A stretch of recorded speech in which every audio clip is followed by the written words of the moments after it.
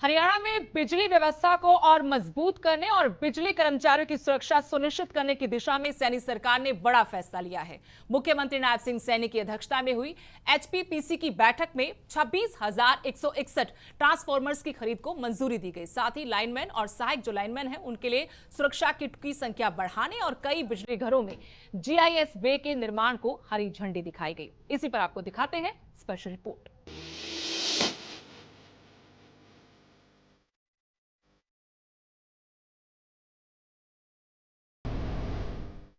हरियाणा में बिजली व्यवस्था को और अधिक मजबूत करने और बिजली कर्मचारियों की सुरक्षा सुनिश्चित करने की दिशा में मुख्यमंत्री नायब सिंह सैनी के नेतृत्व वाली सरकार ने एक और महत्वपूर्ण कदम उठाया है।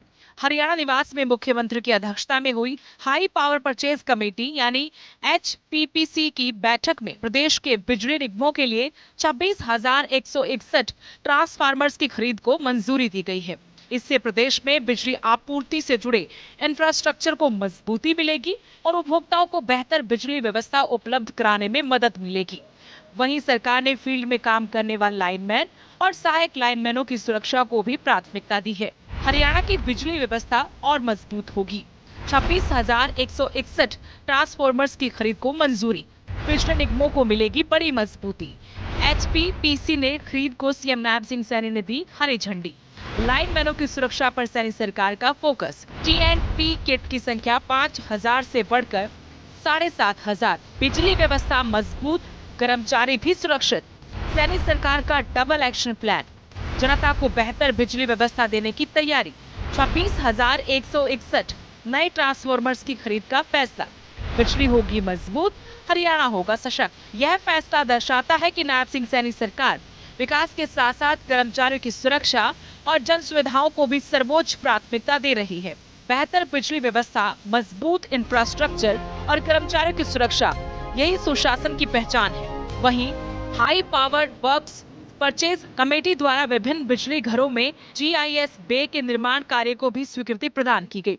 मुख्यमंत्री ने विशेष रूप से नेगोशिएशन करते हुए ट्रांसफार्मर्स और सुरक्षा किट की खरीद और जीआईएस बे के निर्माण कार्य के फर्मों के साथ निर्धारित से भी कम दरों पर सहमति कायम की। पीएचबीवीएन के लिए 400 केवीए के 100 डिस्ट्रीब्यूशन ट्रांसफार्मर्स की खरीद की मंजूरी। एचवीपीएनएल के लिए 40-50 एमवीए 132-37 केवी के 28 पावर ट्रांसफार्मर्स को हरी झंडी।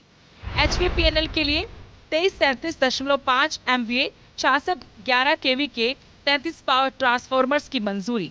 यूएचपीवीएनएल के लिए 100 केवीए के 26,000 डिस्ट्रीब्यूशन ट्रांसफार्मर्स को स्वीकृति, तो 26,161 ट्रांसफार्मर्स की खरीद को मिली हरी झंडी। हरियाणा सरकार ने बिजली क्षेत्र में व्यवस्था को मजबूत करने के साथ साथ फील्ड में काम करने वाले कर्मचारियों की सुरक्षा को भी प्राथमिकता दी है।